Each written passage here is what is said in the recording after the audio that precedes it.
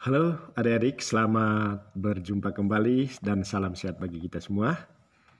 Beberapa hari lalu kita sudah sama-sama mengikuti ujian tengah semester, ya. Namun kita masih banyak ketemukan keraguan tentang apa jawaban dari setiap soal itu. Karena itu pada hari ini kita akan coba membahas bersama tentang soal-soal yang sudah kita kerjakan pada beberapa hari yang lalu, ya. Kita simak sama-sama adik-adik sambil memperhatikan kunci jawabannya buat pembelajaran bagi kita semua ke depannya. Yang pertama, ketimpangan sosial yang terjadi di masyarakat itu dapat dipengaruhi oleh faktor kesehatan, ya.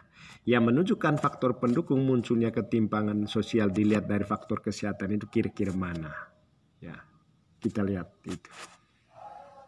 Nah, dari segi jawaban itu ada terbatasnya jumlah tenaga medis. Ketimpangan jumlah tenaga medis dapat dijelaskan berikut bahwa jumlah tenaga medis terlalu sedikit, pasien terlalu banyak, populasi penduduk terlalu banyak. Begitu juga dengan fasilitas terlalu sedikit. Nah, inilah yang dimaksudkan dengan ketimpangan dari segi jumlah tenaga medis. Karena itu untuk soal ini jelas jawabannya itu adalah karena terbatasnya jumlah tenaga medis, ya.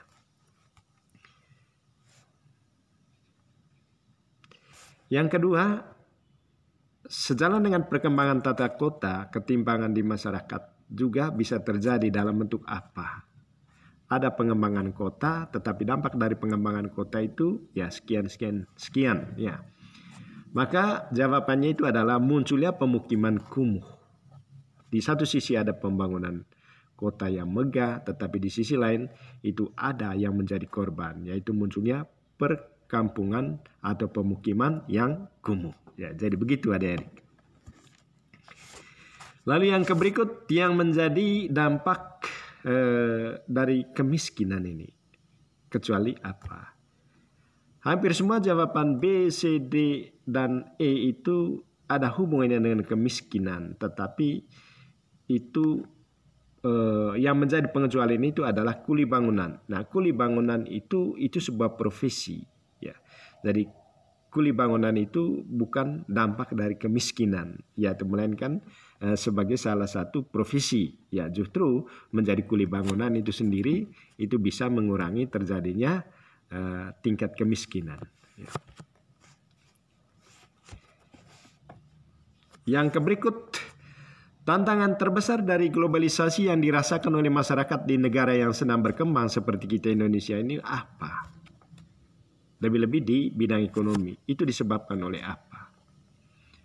Nah, yang paling menonjol adik-adik itu ini karena daya dukung terhadap kemajuan ekonomi, ya, dari berbagai aspek kehidupan itu seperti sistem hukum, politik, dan partisipasi dari tokoh-tokoh masyarakat itu belum optimal. Nah, itu makanya kita negara Indonesia sebagai salah satu negara yang sedang berkembang itu sulit dia beradaptasi dengan globalisasi seperti saat ini. Yang berikut ini faktor dari luar yang menyebabkan terjadinya ketimpangan sosial. Sumber daya manusia yang kurang itu dari dalam. Sumber daya alam itu juga sendiri, ya. Yang menjadi persoalan yang terjadi ketimpangan sosial itu adalah karena adanya birokrasi, adanya aturan-aturan. Keinginan masyarakat mendapatkan pelayanan, mendapatkan proses atau prosedur yang simpel, tetapi faktanya itu birokrasi yang berbelit-belit ini menyebabkan ketimpangan, ya.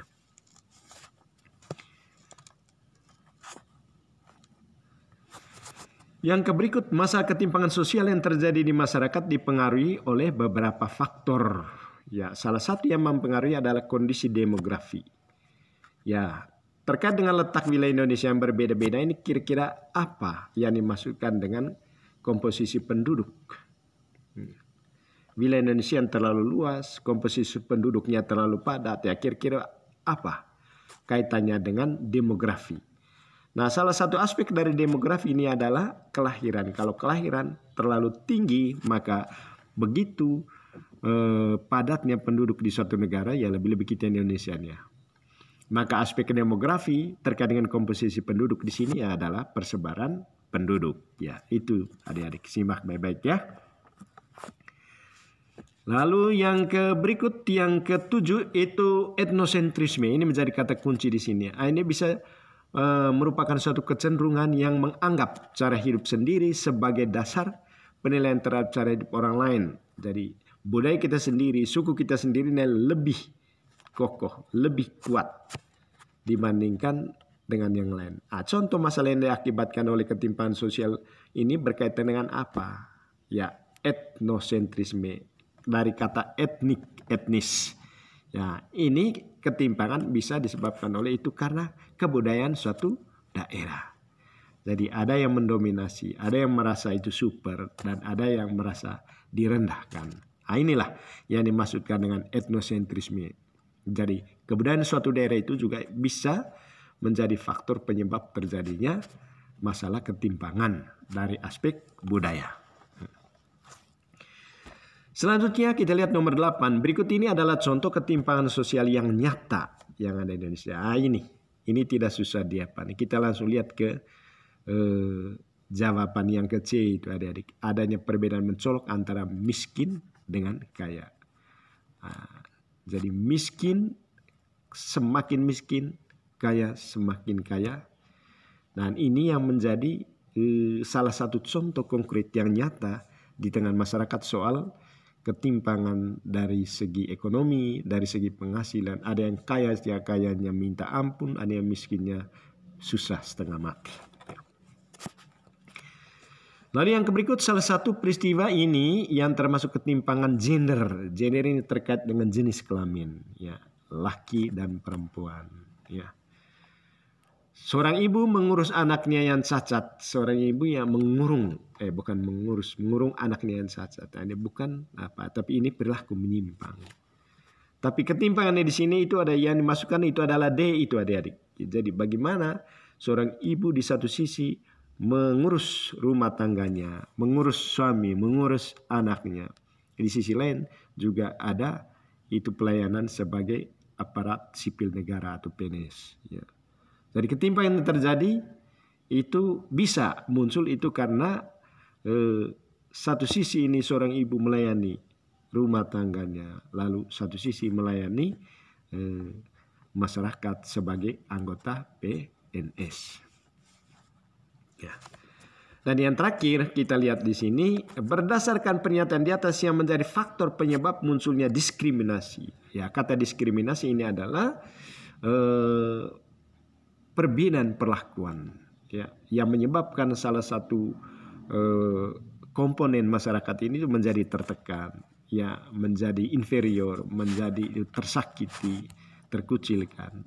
Itu kita lihat itu jawabannya itu adalah yang kelima. Kita lihat ada ketidakberdayaan golongan miskin yang diintimidasi, ya, sehingga dia punya keadaan itu menjadi terpuruk. Kita sudah miskin, ya miskin lagi. Lalu yang berikut kurangnya hubungan sosial antara individu dengan lainnya di lingkungan masyarakat. Ya, jadi orang yang kelas bawah itu merasa minder bergaul dengan kelas atas, sedangkan sebaliknya orang kelas bawah juga orang kelas atas juga tidak mau turun derajatnya itu dengan bergaul dengan kita yang kelas bawah. Jadi ini sehingga maksud dari pembahasan soal kita ini adik-adik supaya menjadi bahan pembelajaran bagi kita ke depan, karena soal-soal seperti ini akan dimodifikasi secara terus-menerus ya untuk menjadi bahan pembelajaran kita pada waktu ujian berikutnya. Karena itu nonton terus, berulang-ulang, pelajari lagi terus-menerus di rumah dengan membuka channel pembelajaran kita ya. Channel pembelajaran kita. Tidak usah bosan-bosan mempelajari materi ini karena sangat berguna bagi kehidupan kita sebagai seorang pelajar. Tonton terus ya, simak terus. Jangan lupa Anda juga bisa ya colek dengan mengacungkan jempol atau colek like, share dengan subscribe. Terima kasih untuk perhatian Anda. Selamat siang, sampai jumpa dan salam sehat bagi kita semua.